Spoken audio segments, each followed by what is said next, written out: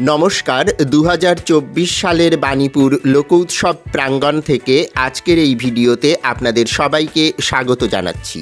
এই মেলার সম্পূর্ণ তথ্য জানার জন্য ভিডিওটি শেষ পর্যন্ত দেখতে থাকুন। বাণীপুর লোক উৎসব এবছর ৬৮তম বর্ষে পদার্পণ করেছে। এখন আমি দাঁড়িয়ে আছি মূল মঞ্চের সামনে। এবছর মূল মঞ্চটিকে খুব সুন্দরভাবে সাজিয়ে তোলা হয়েছে। অনেকেই ছবি তুলে রাখছেন সুন্দর এই মুহূর্তটির।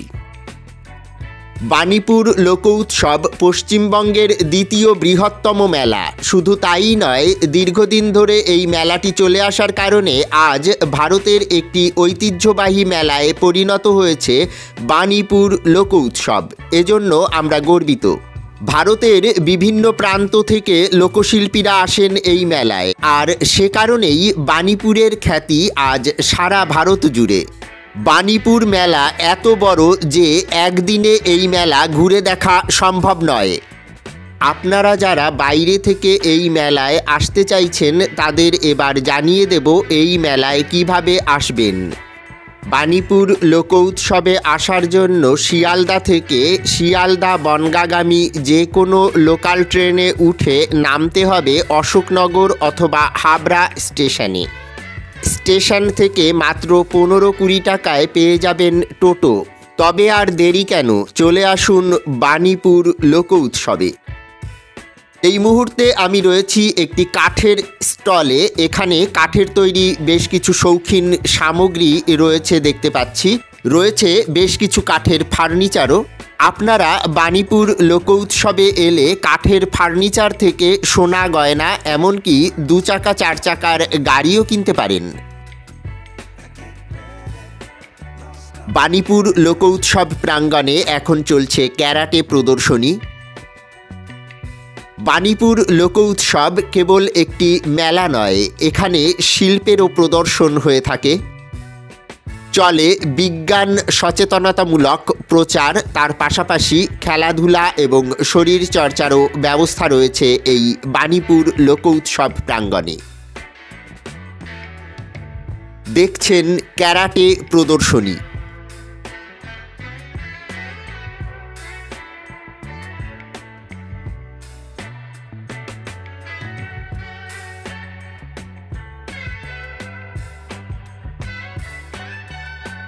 এই মেলার জন্য আমরা অপেক্ষা করে বসে থাকি একটি বছর।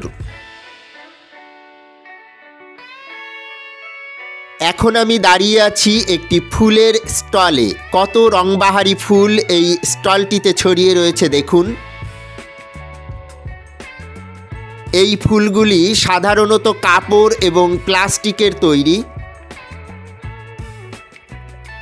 ফুলগুলি ঘর সাজানোর জন্য বেশ উপযোগী।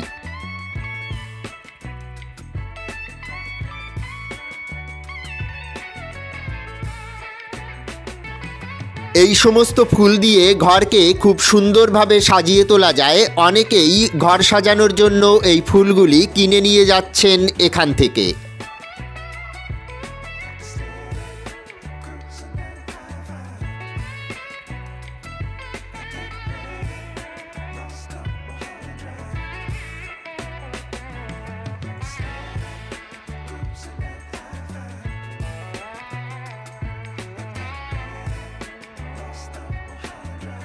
আপনারা দেখছেন ৬৮তম বাণীপুর লোক উৎসব প্রাঙ্গণের বিভিন্ন দৃশ্য।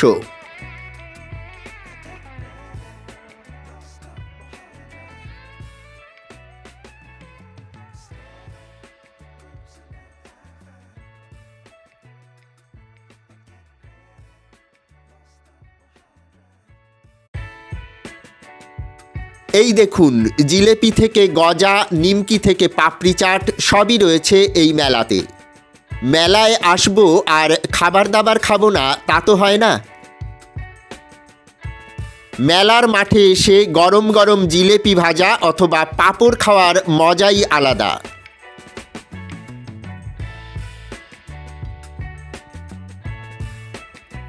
এটি একটি পাঁপড়ের দোকান। বিভিন্ন রকমের পাঁপড় রয়েছে এই মেলাতে। রয়েছে বিভিন্ন রকম আচার, চাটনি। এই পাঁপড় চাটনিগুলোকে বাড়িতে নিয়ে যে মুখরোচক খাবার তৈরি করা যেতেই পারে। এখন চলে এসেছি একটি ব্যাগের স্টলে। ছোট থেকে বড় বিভিন্ন বয়সের মানুষদের জন্য এখানে বিভিন্ন সাইজের এবং বিভিন্ন দামের ব্যাগ রয়েছে। পুরুষ এবং মহিলা উভয়ের জন্যই বিভিন্ন রকমের ব্যাগ দেখতে পাচ্ছি এই স্টলটিতে। অনেকেই নিজের পছন্দ মতো ব্যাগ খুঁজে কিনে নিচ্ছেন।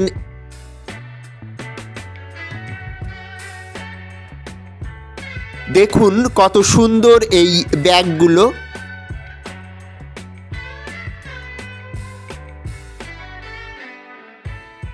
মেলায় এলে পছন্দ করে আপনিও আপনার জন্য একটি ব্যাগ কিনে নিতেই পারেন।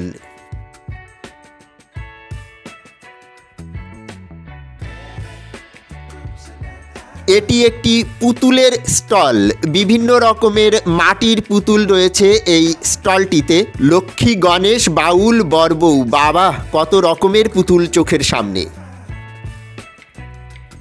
এখন এসছি একটি কাপ প্লেটের দোকানে। দেখুন কাচের এবং চীনামাটির তৈরি কাপ প্লেট রয়েছে এখানে। রয়েছে বেশ কিছু ডিনার সেটও। কাপ, প্লেট, থালা, গ্লাস, ফুলদানি সব কিছুই দেখতে পাচ্ছি এই স্টলটিতে। ব্যবসা বাণিজ্যের প্রসারে বাণীপুর মেলার একটি বড় অবদান রয়েছে। ব্যবসায়ীদের অর্থনৈতিক স্বাচ্ছন্দ্য এনে দিয়েছে বাণীপুর লোক উৎসব। এটি একটি কাঠের স্টল। কাঠের তৈরি জলচকি, পিঁড়ি, সিংহাসন সব কিছুই রয়েছে এই স্টলে। দেখুন ঘর সাজাবার নিত্য প্রয়োজনীয় জিনিস সব কিছুই পাওয়া যাচ্ছে বাণীপুর লোক উৎসব প্রাঙ্গণের বিভিন্ন স্টলে। অনেকেই ঘরের জন্য তার জিনিসপত্র কিনে নিচ্ছেন এখান থেকে। এটি একটি লোহার দোকান। ঘরের নিত্য প্রয়োজনীয় লোহার সামগ্রী এখানে পাওয়া যায়। দা, কাঁচি, ছুরি, বটি সব কিছুই রয়েছে। রয়েছে লোহার তৈরি বিভিন্ন কৃষি যন্ত্রপাতিও।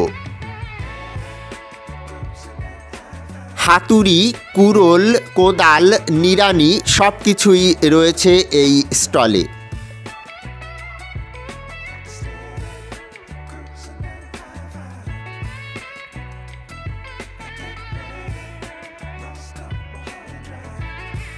খুব সুলভ মূল্যে এই সমস্ত দোকান থেকে আপনারা কেনাকাটা করতে পারেন।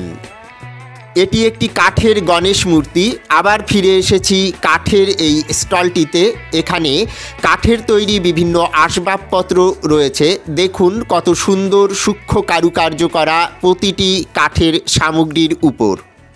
এটি কাঠের তৈরি সিন্দুক মনে হচ্ছে। কাঠের তৈরি বিভিন্ন ফুলদানিও রয়েছে। কত সূক্ষ্ম কারুকার্য করা দেখুন। ৬৮তম বাণীপুর লোক উৎসব প্রাঙ্গণের বিভিন্ন দৃশ্য তুলে ধরলাম আপনাদের সামনে। বন্ধুরা, আজকের এই ভিডিওটি ভালো লাগলে একটি লাইক করে আমাকে উৎসাহিত করবেন। ভিডিওটি শেয়ার করে আরও বন্ধুদের দেখার সুযোগ করে দেবেন। এ ধরনের সুন্দর সুন্দর ভিডিও দেখার জন্য চ্যানেলটিকে সাবস্ক্রাইব করে পাশে থাকার অনুরোধ রইল।